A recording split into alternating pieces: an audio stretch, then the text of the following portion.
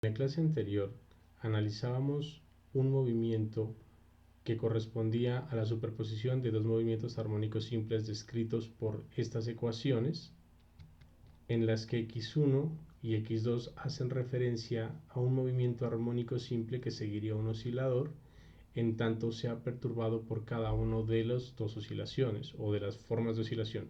Por ejemplo, suponga que nosotros tenemos esta masa atada a estos dos resortes.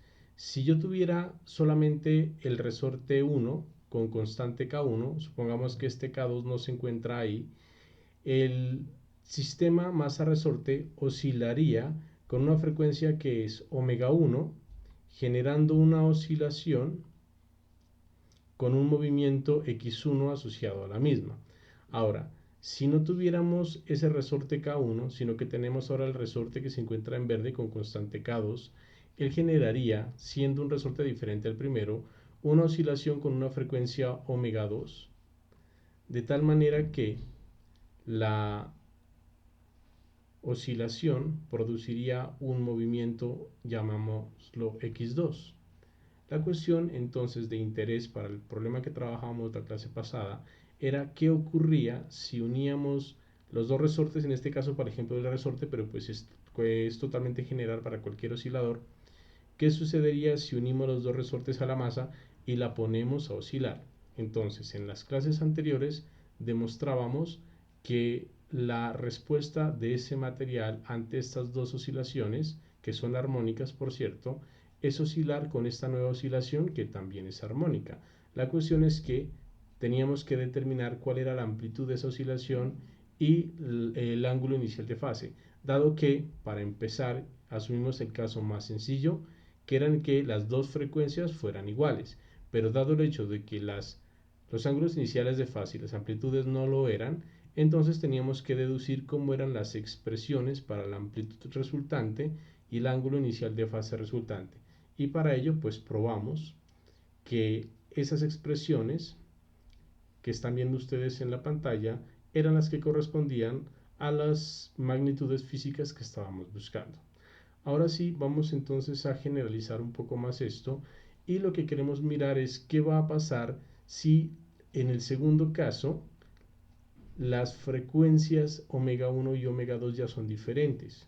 Pero para hacer este análisis vamos a hacer una simplificación, dado el hecho de que si no la matemática se nos complicaría demasiado, y vamos a asumir que las frecuencias son diferentes, pero asumamos que los dos sistemas se encuentran en fase, es decir, que vamos a tener, además del hecho de que alfa 1 fuera igual a alfa 2, pero en este caso vamos a hacerlos igual a 0. Simplemente es por sencillez. Recuerden que yo puedo comenzar a medir el experimento, o sea, a tomar el tiempo, en el momento en que estos ángulos sean 0 y puedo diseñar mi experimento de tal manera que así sea.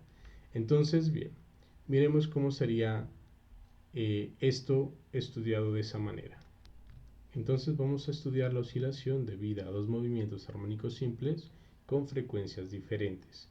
Por simplicidad, nosotros vamos a asumir lo siguiente, que les mencionaba, se hace para que la matemática no sea tan complicada y también porque nuestros experimentos los podemos diseñar de tal manera que esto sea de esa forma.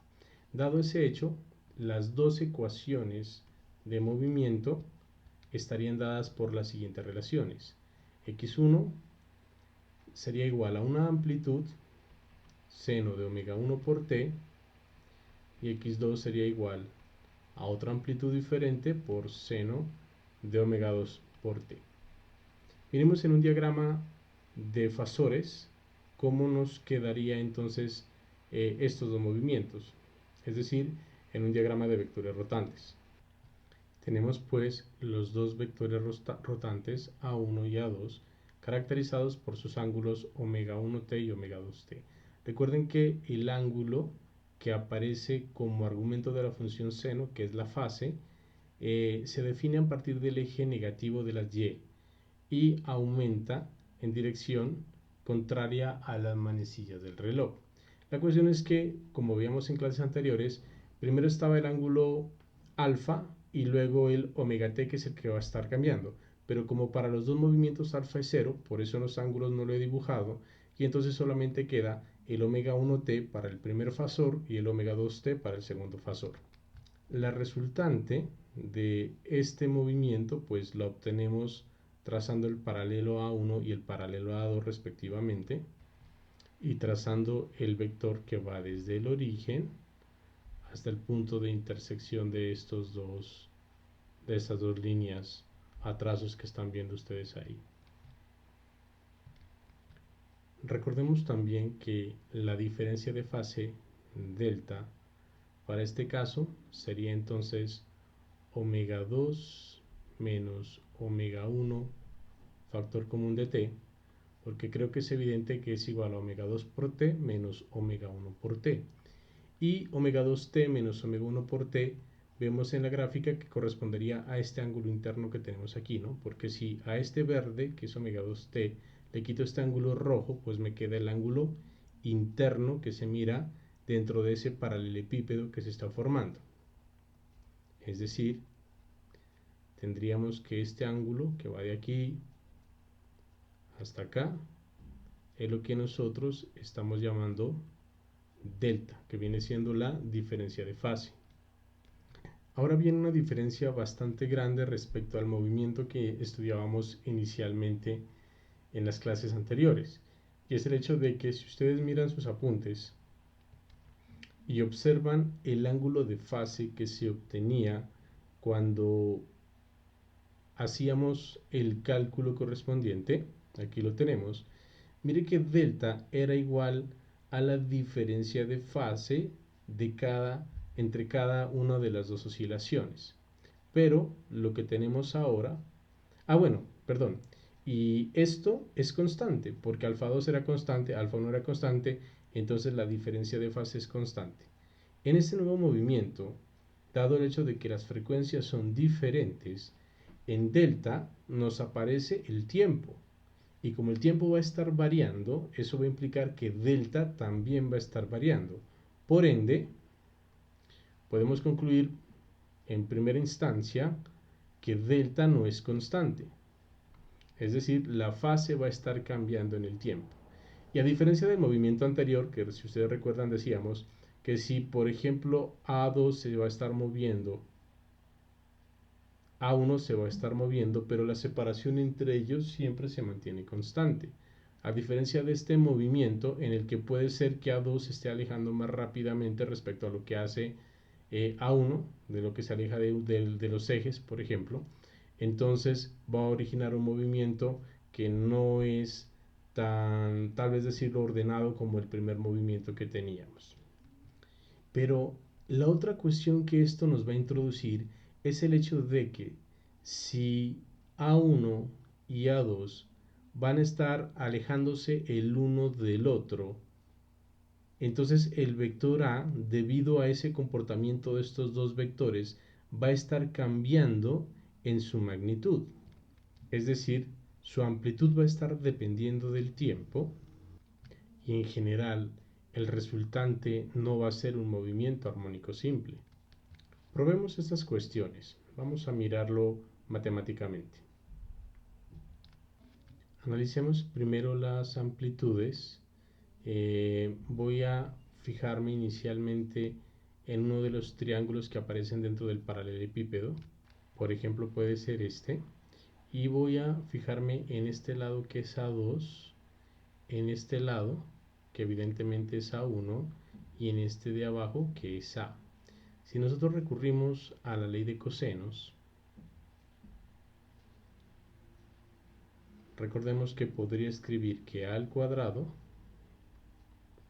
viene siendo igual a 1 al cuadrado más A2 al cuadrado menos 2 veces A1 por A2 por el coseno del ángulo interno y opuesto a ese lado A.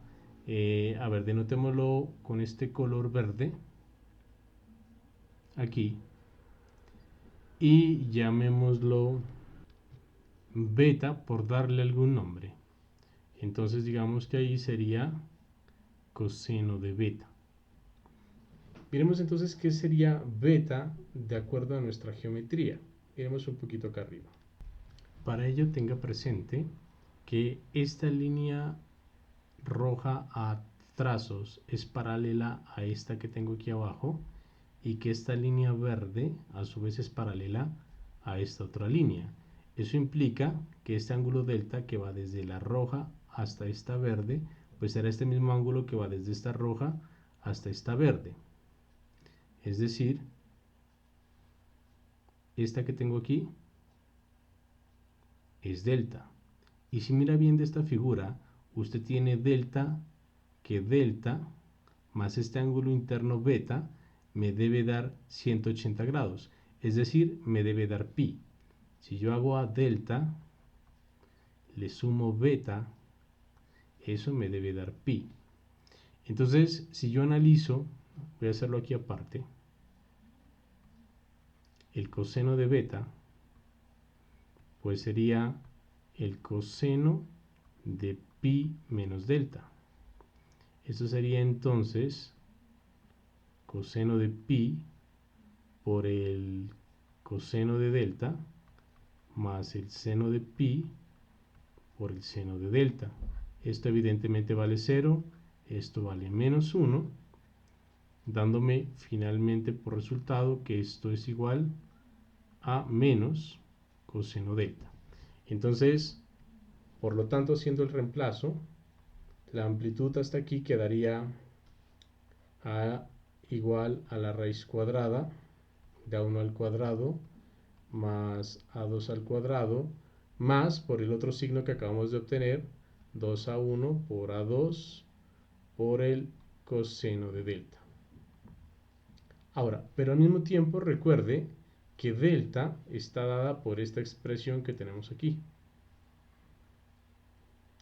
Lo que implica entonces que reemplazando tendríamos que a viene siendo igual a la raíz cuadrada de a1 al cuadrado más a2 al cuadrado más 2 veces a1 por a2 por el coseno de delta que acabamos de decir que es omega 2 menos omega 1 por t.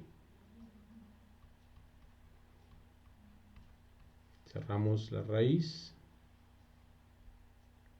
y evidentemente estamos observando que a queda dependiendo del tiempo, es decir, esta cantidad no es constante.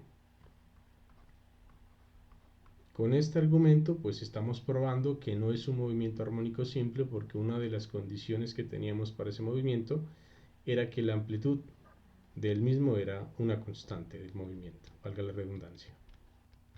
Miremos los valores máximos y mínimos de oscilación. Estos los podemos hallar fácilmente teniendo presente que la función coseno puede ser positiva o puede ser negativa. Y el valor más grande que puede tomar es 1 y el más pequeño, pero en escala, no evidentemente en magnitud, sino en escala, pues va a ser menos 1. Porque aquí sí hay que hacer esa aclaración, porque si toma el valor 1, pues aquí se va a estar sumando, y si toma el valor menos 1, aquí se va a estar restando. Para no hacer el cálculo que ya hicimos en los vídeos anteriores, es fácil explicarlo de esta manera. Mire que si coseno toma el valor máximo que es 1, aquí queda 2 veces a1 por a2 y la suma de los cuadrados. Este es un cuadrado perfecto que es para el caso de la suma, dándonos a1 más a2 al cuadrado, y como está en la raíz cuadrada, pues simplemente me queda a1 más a2. O sea que el máximo de oscilación, en principio, o la posición máxima, estaría en un a1 más a2, mientras que el otro caso se daría con el coseno tomando el valor menos 1, dándonos nuevamente una diferencia de cuadrados, perdón, un cuadrado perfecto para una resta, quedándonos a1 menos a2 al cuadrado, y por la raíz cuadrada simplemente nos queda un a1 menos a2. O sea que acá tendríamos a1 menos a2. Entonces eso sería la oscilación que tendríamos. El sistema estaría oscilando en torno a estas dos posiciones, teniéndose la primera para el caso en que coseno de omega 2 menos omega 1 por t sea igual a 1, lo que implica entonces que omega 2 menos omega 1 por t debe ser igual a múltiplos pares de pi. Eso viene siendo 2n veces pi. El otro caso se obtendría cuando coseno de omega 2 menos omega 1 por t es igual a menos 1, implicando entonces que omega 2 menos omega 1 por t debe ser igual a múltiplos impares de pi, obteniéndose con una expresión de esta manera, 2n más 1 veces pi. Cuando la amplitud queda dependiendo del tiempo, decimos que es una amplitud modulada.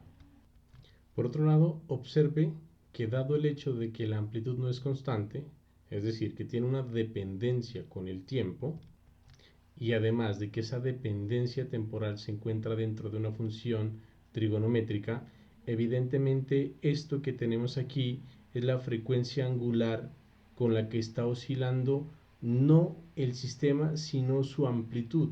Es decir, su amplitud también está sufriendo oscilaciones. Veremos cómo sería la frecuencia de oscilación de la amplitud. Pues es claro que dado el hecho de que el factor que acompaña al tiempo dentro de la función trigonométrica es omega 2 menos omega 1, la amplitud estaría oscilando con una frecuencia angular que es omega 2 menos omega 1, implicando entonces que la frecuencia de oscilación sería omega 2 menos omega 1 sobre 2pi. Pero mire que yo esto también lo puedo escribir como omega 2 sobre 2pi menos omega 1 sobre 2pi. Y omega 2 sobre 2pi es simplemente la frecuencia f2 y omega 1 sobre 2pi es la frecuencia f1. Por lo tanto, yo puedo escribir que la frecuencia de oscilación de la amplitud simplemente es igual a la diferencia de las frecuencias de cada uno de las oscilaciones por separado. Si nosotros hiciéramos una gráfica de esta expresión que tenemos aquí, y repito que esto es simplemente la amplitud, cómo está variando la amplitud del movimiento, entonces tendríamos una gráfica de la siguiente manera. Tenemos entonces en un eje, el eje vertical, la amplitud del movimiento versus el tiempo. Entonces la amplitud resultante, el movimiento resultante, pues va a ser de tal manera que la amplitud está oscilando en el tiempo. La amplitud, recuerde que para el movimiento que hemos venido estudiando hasta las clases anteriores, la amplitud siempre era constante, que si yo graficaba amplitud versus tiempo, pues hubiera tenido solamente una línea recta, porque esa amplitud siempre se mantiene constante en el movimiento armónico simple. Pero para esta situación de superposición, la amplitud varía. ¿Ok? Ojo que este no es el movimiento del oscilador, es cómo cambia su amplitud. Mire que entonces el valor que se tiene, no como máximo de amplitud, sino la posición máxima a la que se llega es a 1 más a2, y la posición mínima a la que se llega es a 1 menos a2. A estas, digámoslo, máximos y mínimos que se está teniendo para este movimiento es lo que se le conoce en términos técnicos como pulsaciones.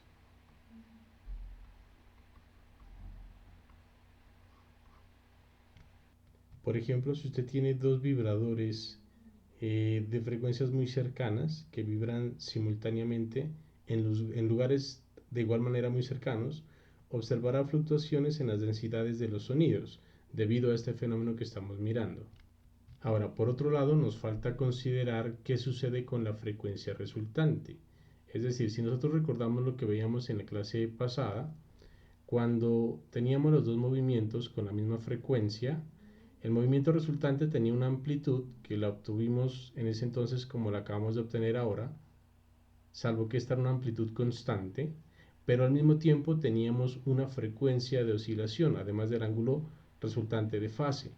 Pero entonces la frecuencia de oscilación, pues no tuvimos que hacer, digamos, cálculos muy complicados, porque al final de cuentas, dado el hecho de que los dos movimientos de entrada los asumimos como realizándose con la misma frecuencia, entonces probamos al final que la frecuencia con la que el sistema oscilaba pues también era la misma. No había que hacer, digamos, mayor cosa al respecto. Si no lo recuerda, pues le recomiendo ir a mirar nuevamente el video. La cuestión ahora es que para poder determinar la frecuencia del movimiento resultante, realmente va a depender de las situaciones en las que estemos trabajando. Miremos esto tratándolo en términos de diferentes casos. Comencemos inicialmente considerando la situación en la que las dos amplitudes sean iguales, A1 igual a A2. ¿En dónde? Pues en las ecuaciones que describían a cada oscilador. Me refiero a estas dos que tenemos aquí. Supongamos que son iguales en ese movimiento. Entonces nos quedaría que x1 es igual a 1 por seno de omega 1 por t. Mantenemos el hecho de que las frecuencias son diferentes. Y x2 sería igual a A1, porque son iguales de entrada para este caso, seno de omega 2 por t. Ya sabemos de nuestro diagrama de fasores o de vectores rotantes que el vector resultante, la magnitud del vector resultante, que sería su, bueno, la magnitud es A, pero lo que nos interesa es su proyección en el eje X. X es la resultante. Por vectores, pues simplemente se tiene que X debe ser igual a X1 más X2. Siendo X1 esta proyección aquí, y siendo, bueno, perdón, en este era 2, ¿no? Esto sería X2, esta sería X1. ¿Ok? Entonces, ya tenemos estas dos ecuaciones y estamos diciendo que el resultante es X1 más X2. Si hacemos el reemplazo, X es totalmente evidente que A1 sale como factor común de seno de omega 1 por t más seno de omega 2 por t. Pero al mismo tiempo, recordemos una relación trigonométrica, pero uno sabe que la suma de dos funciones seno de A más seno de B, es igual a 2 veces coseno 1/2 de A menos B por coseno, perdón, por seno 1/2 de A más B. Esta es una relación trigonométrica que se supone pues ya es conocida. Lo que vamos a hacer simplemente nosotros es hacer uso de ella. Entonces vamos a reemplazar, digamos, o comparar esta relación con esta para escribirla en términos de lo que tenemos del lado derecho de esta igualdad trigonométrica. Entonces quedaría x de esta manera. X viene a ser igual. Por un lado tenemos un 2 y acá tenemos la amplitud A1. Eso nos dejaría entonces 2 veces A1.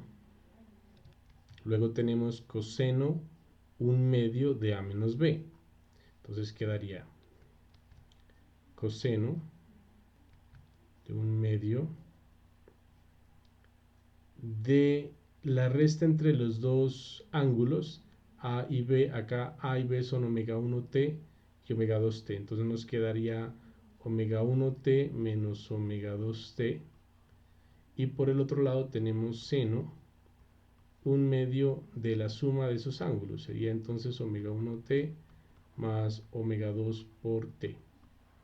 Continuemos con el álgebra.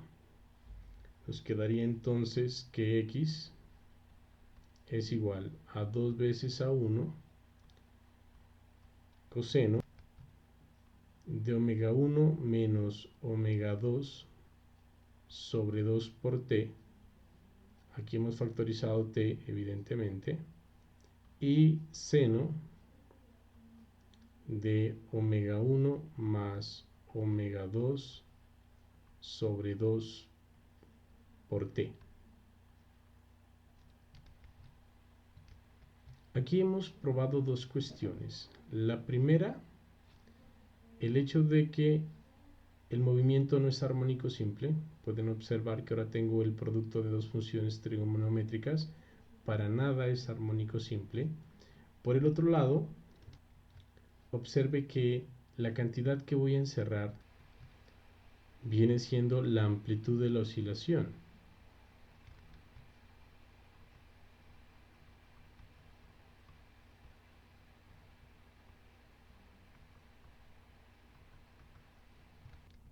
Y esta otra cantidad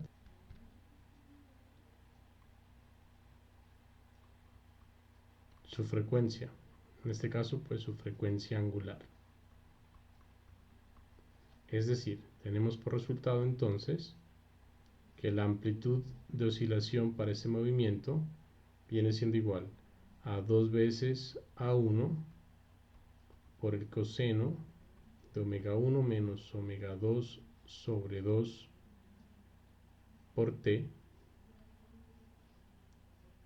y la frecuencia con la que él oscila, todo el sistema me refiero, es omega 1 más omega 2 sobre 2, que básicamente, si usted se da cuenta, las dos cantidades, primero que todo esta, es una especie de frecuencia promedio realmente, y omega 1 menos omega 2 sobre 2 viene siendo igual, podemos escribirlo como un delta omega sobre 2. Por tanto, podemos decir que x, que es el movimiento resultante de nuestro sistema, está dado por esta expresión, la que sigue siendo evidentemente una ecuación que no corresponde a un movimiento armónico simple. Si realizáramos la gráfica de x en función del tiempo, obtendríamos algo como lo siguiente. Miramos bien que tenemos una gráfica en la que la línea verde corresponde al movimiento resultante. Podemos ver la variación en la amplitud.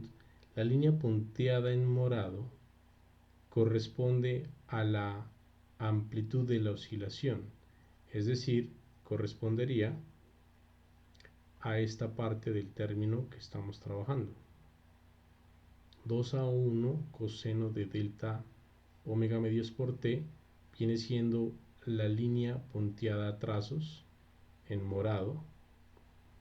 Entonces podemos ver que la amplitud se encuentra modulada. Ella es la que determina el tamaño de la amplitud del movimiento resultante, y estos son lo que nosotros llamamos las pulsaciones. Hagamos un ejemplo. Nos piden determinar el movimiento resultante de un oscilador expuesto a dos oscilaciones armónicas con 20 centímetros de amplitud y frecuencias 2 Hz y 4 Hz respectivamente. Es claro que este ejemplo corresponde a la situación que estamos trabajando porque no nos especifican que hay direcciones diferentes. En ese caso pues asumimos que es la misma dirección de oscilación. Nos dan una única amplitud de oscilación, lo que quiere decir entonces que los dos movimientos van a tener la misma amplitud. Esa amplitud sería entonces A1 igual a A2 igual a 20 centímetros, y nos dicen que las frecuencias son de 2 y 4 Hz respectivamente, es decir, F1 son 4 Hz, perdón, llamemos más bien F1 a los 2 Hz, solo es cuestión de notación nomás, y F2 serían los 4 Hz.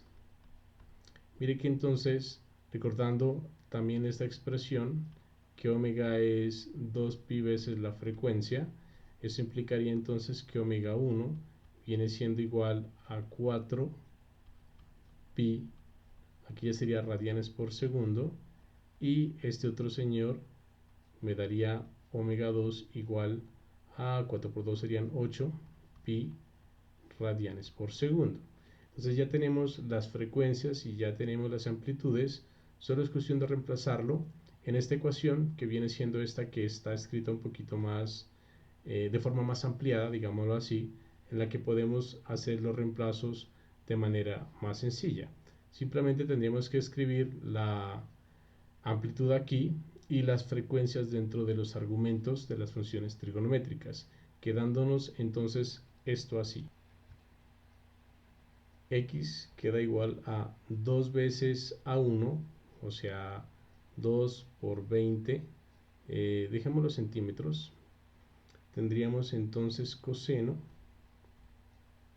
recordemos que es omega 1 menos omega 2, o sea que sería 4pi menos 8pi sobre 2 por el tiempo, ¿no? Estoy olvidando el tiempo. Y el otro término es seno de omega 1 más omega 2, o sea que es 4pi más 8pi sobre 2 por el tiempo. Entonces X, que evidentemente va a quedar en centímetros, nos quedaría 40 coseno de, tenga presente que 4 menos 8 nos va a dar menos 4 sobre 2, me quedaría un menos 2pi por t, o sea quedaría un 2pi por t. El signo menos no lo tengo presente porque recuerde que coseno es una función par y coseno de un ángulo negativo es igual al coseno del mismo ángulo pero positivo. Por eso simplemente no me preocupo por el coseno. Si hubiera sido seno, sí, ¿no? Ahí que habría que tener cuidado ahí. Por el seno. Y aquí me quedaría 12pi. Bueno, 12pi sobre 2 realmente serían 6 pi por t. Y esto nos estaría dando en centímetros. Eso quiere decir que la amplitud de la oscilación del movimiento serían 40 por coseno de 2pi por t centímetros. Esto sería la amplitud. Y la frecuencia angular con la que está oscilando el sistema como tal es 6pi radianes por segundo. Y evidentemente la respuesta a nuestro problema pues es la que está dada por esta relación que acabamos de encontrar aquí. Esta sería la respuesta. Lo demás pues ya es determinar qué era la amplitud y qué era la frecuencia. Le dejo la tarea para que lo pruebe si quiere. Si puede utilizar algún software para graficar X en función de T y mirar cómo es la gráfica, que en principio pues le tiene que dar una gráfica de esta forma, donde la amplitud, esta que tenemos aquí, sería la que nos da la envolvente y la parte oscilatoria del sistema como tal va a estar dado por esa expresión, porque la parte oscilatoria, si usted lo mira, usted tiene las dos oscilaciones, ¿no? La del movimiento como tal, que es esta interna, y la de la oscilación en la amplitud, que es la externa. Bien, hasta aquí dejamos este video. En un próximo video vamos a analizar qué sucede ahora si en vez de tener las dos oscilaciones en la misma dirección, como las teníamos aquí, ahora las podemos tener en direcciones diferentes. Hasta pronto.